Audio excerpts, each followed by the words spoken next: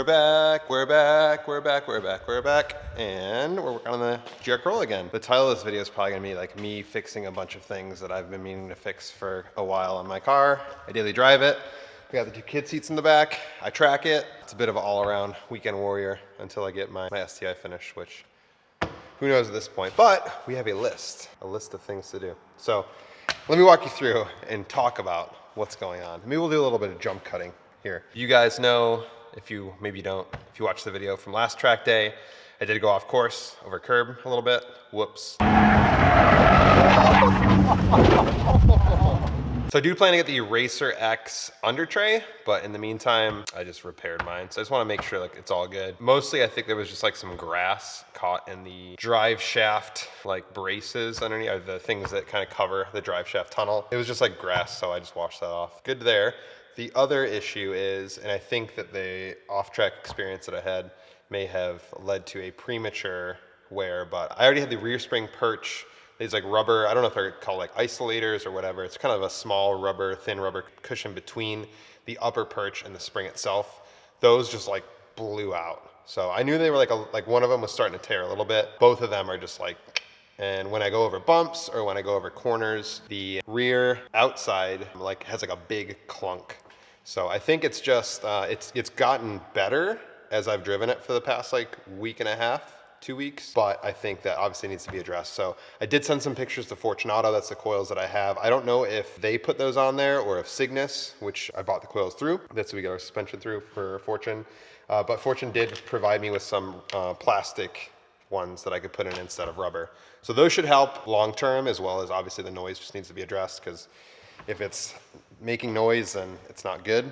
And it probably needs to be raised a little bit with these because they are thinner than the rubber ones.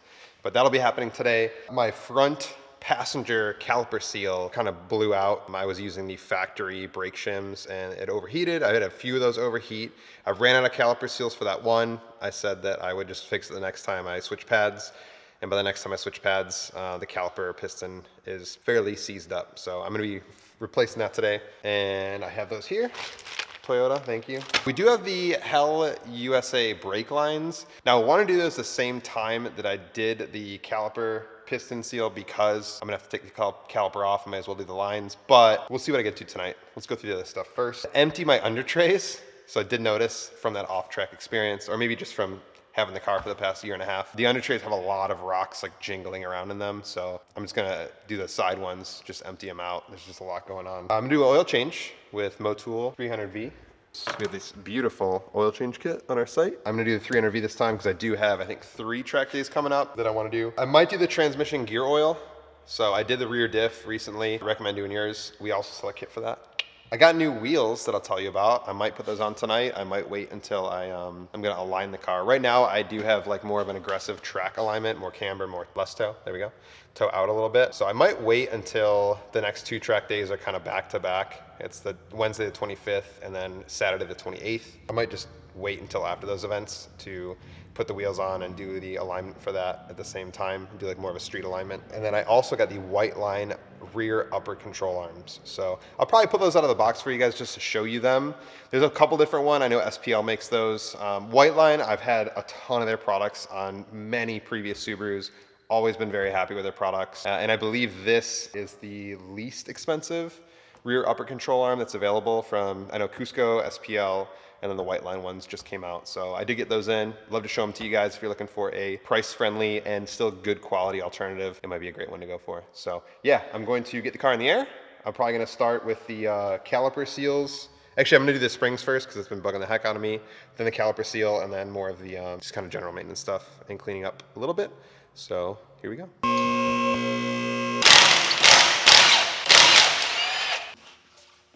Okie doke, so got the caliper off. Unlike the last time I did the last time I was showing you guys some brakes. Sorry for the noise. Making sure that this thing doesn't fall off. I did use the back screws, not these top ones, for the brackets. Did the back ones, 17 mils, easy peasy. I'm gonna be taking this off for the line to the caliper. And once I have it off, we will be taking it apart and resealing one of the pistons. All right, we got the caliper off. I got the line ballooned up there.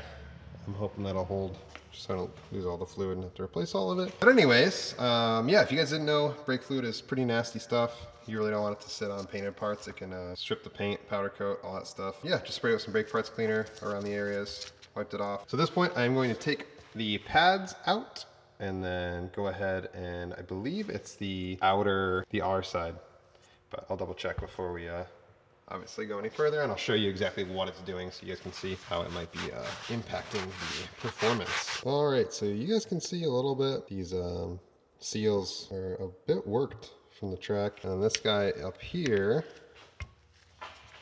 is looking relatively new. That's the one that I did just put one over just so it didn't get any worse, but that's the one that's kind of seized up. So I'll show you guys in just a minute how easy the other ones are to kind of move in and out. Yeah, man, brake temperatures can do a number. Okay, so I got the old one out of there. Oops, sorry, no light. Whoa. It actually didn't look bad. And when I went to pull the piston out, it actually was like a lot more free than last time. So I'm kind of curious, like right after I noticed it was like a bit seized up, don't judge me. I did a track event, like an open track, not like it was a small one too, it was that last one that the cops came to. I'm kind of curious if that just like the new dust boot on there, or dust shield, and some heavy braking and heat might have like freed it up. I don't know. Either way, I am going to replace it. Like I said, the old one looks fine, but just for peace of mind, I will be replacing it with a new seal. All right, looking good. Got those new ones in there. Let's put it on to stop the ever dripping brake fluid. Okay, so we have the caliper back on, tightened up. I feel better. I don't know. Maybe that broke it free during that track day, but I do also think that replacing the ones that were bad, as you can see, it's probably not a bad idea. This one wasn't too bad, but still. Yeah, just peace of mind. I think especially, I got kids, track events, stuff like that. I just like to know that my stuff's working right. So we have to put the pads back in. So I'm gonna do that real quick. Should take 2 seconds, which is great. But look at these really cool, those Hell brake shims, the carbon fiber ones. Sean, that is the head over there of Hell US, was like, yeah, once you get some heat in them, the color is like really cool. I don't know, it's just cool to see. You're not gonna look at it normally, but so if you guys see me at the track, ask me about my cool looking shims. So at this point, we are low on brake fluid. Surprise, surprise. I got the reservoir open. I'm gonna fill it with some fluid, and then I have this power bleeder here. So what this does, I have a bunch of different caps in here. I'm gonna find the right one for my car, and then I'm going to pressurize the system. Now what this does is it allows myself here late at the shop to do this myself, instead of having to have somebody pump the brakes multiple times and the whole 9 yards. So this should make it a lot easier, and like I said, me being here solo, it's kind of need to have it. I don't know what these go for, but it's not a bad pickup if you are going to be doing a lot of, I don't know, different fluids that you need to bleed, clutch, brakes. All right, that was funny. So I realized I don't think I have the right adapter for this power flush. So we actually had a customer that is picking up their Mustang that our tuner Kevin a minute adjustment on, and they came to pick it up. The key was in it, or supposed to be in it, and they swung in just to check out. Saw the garage door open. As I realized that I was not gonna be able to bleed my brakes, so we hung out for just a sec, got their car, and then I was like, hey, do you want to help me do this? And luckily enough, they work on cars, so they knew exactly what I was talking about. But yeah, they just helped me bleed their brakes. I did not catch their names, so thank you very much, you two fine Samaritans. But yeah, we are all bled, we are filled up. There was a lot of air bubbles in there, so definitely necessary for anything like this. The world is a funny place, man. People are really helpful. Things just kind of line up when you need it, timing wise. So, okay, yeah, at full droop, this is a lot worse than I thought it was. You can see here, this rubber piece that's supposed to go between these is like completely just gone, which is causing, hold please, a lot of movement, and that's not, and before this, like these were snugged up, like preloaded, and right now you can tell they're getting a lot of movement. Weight is being transferred off of them. I'll show you the other side as well. Once again, I'm not sure if this is something that's on a lot of Fortune coils, but I will say this. Fortunato, in my mind, especially for the price point, is the best coilovers that you can get. I firmly believe that. This is my 7th set of Fortunatos, and I've never had an issue anything like this. I love them. I'm gonna continue to buy them. Like I said, I don't know if this is something that they did. This is a pre-order set that I like when they first released is when I got these. So once again, I'm not sure if it was from Cygnus or from them that this came with, but I hit them up, told them what was going on, sent them a photo, immediately sent these out. I think I got them in like 2 days. So either way, it's getting fixed. We'll make sure that we don't have any more clunking, and I didn't have any issues or sound before these blew out. And like I said, the setup was pretty dialed, but it's not, so we're gonna fix it. Okie dokie, here we are. Old. Yep. New. Nice. And I'm about to put them back. That should fix our issue.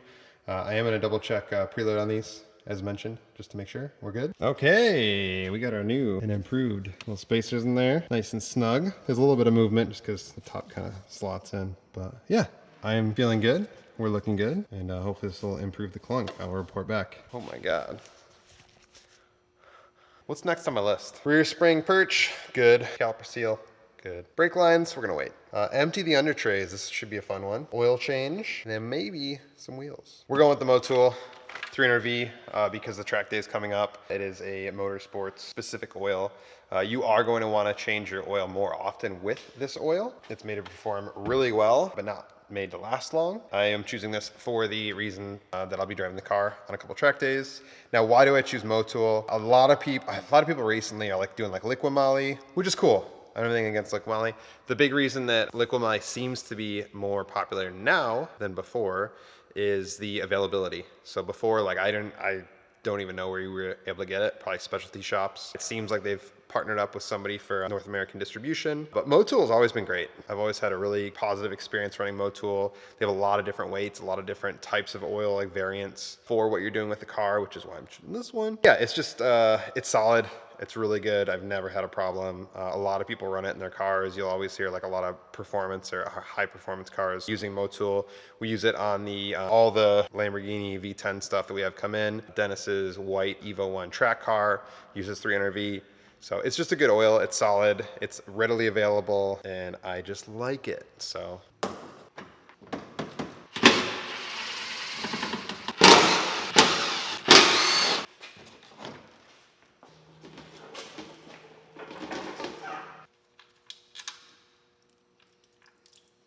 All right, we're into the car. What am I talking about with stuff all in the under trays? Well, I just want to clean that out a little bit. It's not the end of the world, but at the same time, I know that I straddled a curb at the track, so may as well just get it cleaned up, emptied out. Everything else looks good. Yeah, even like the resonator on the exhaust, like didn't catch anything. No like broken welds or dents or anything like that. I mean, a little bit of a racing stripe there. But besides that, you know, no problems. All right, if you thought I was overreacting at getting the stones out of here, you were correct. So there's really not much in here. I'm gonna be honest, this is like normal. Like I mentioned, I did just want to make sure there wasn't any like big things from going off track, and there's not. So I don't think I'm gonna do the other side. Not bad. Missed out on all the crucial stuff, which is great. Yeah, I forgot to show you the main part that got hit. So once again, I did look under the car and make sure nothing got bashed, oil pans. And the only thing that it looks like, there's obviously a push pot that usually goes here. That got pushed backwards. It kind of smushed between this under tray, the fabric under tray, and the metal cross member. So metal's fine, no issues there. This obviously protected all of it, like getting dug in or stuff like that. It did tear a bit right there, so I literally just staple gunned it for now until I can get that Racer X fabrication aluminum one. But yeah, you know, it did its trick to some extent. So she's going back to work until the metal one comes. All right, everyone, I am done for the night. Well, kinda. I think I'm gonna do the wheels. I'm not sure 100% if they're gonna fit with how much camber I'm running. It might touch the strut, but I kinda just wanna see what they look like on the car. That'll be a different video because I do wanna talk more about the fact that I'm running a staggered offset. A lot of people have questions about staggered wheels for this car. I would not recommend staggered wheels as far as the size, like the width, like running a smaller width up front, bigger width in the rear. But you can run a square setup. These are gonna be 18 by 10, plus 22 in the rear, plus 30 in the front. The reason I'm doing that is the rear flares have more room. Obviously they come with a 10 mil spacer from the factory. Also, these wheels that I ended up getting, the front is a medium concave, the rear is a deep. I think it's gonna give the car like a way more aggressive, mean look. I think the rear flares are just so wide that it's really gonna help give the car like that wider, like bigger stance in the rear. I have a really good feeling that these are gonna be kick-ass. So check that out. I'll talk more about offsets and how to pick sizing on wheels. If you guys haven't read on our website, circuitdemon.com, if you go to blogs, we actually have a full write-up about GR Corolla wheel fitment, how to choose which size you want. We have a bunch of different pictures of different sizes, different tire sizes, different offsets, all that stuff. So check that out, it's good. Until that video, goodbye, good night, and I'll see you at the track. I think we're gonna film next Wednesday at Toronto Motorsports Park. We have Michael and Steve coming out, two Subaru buddies of the shop. We're gonna be at the track, should be a really fun time. And then that Saturday we'll be at Pineview Run, which is closer to Syracuse. I don't know the actual town. Yeah, either way, we'll see you there virtually through the camera. I feel really good. I feel more confident, especially with the springs not boinking around everywhere. And on the front, I know that my caliper is working correctly. So cool.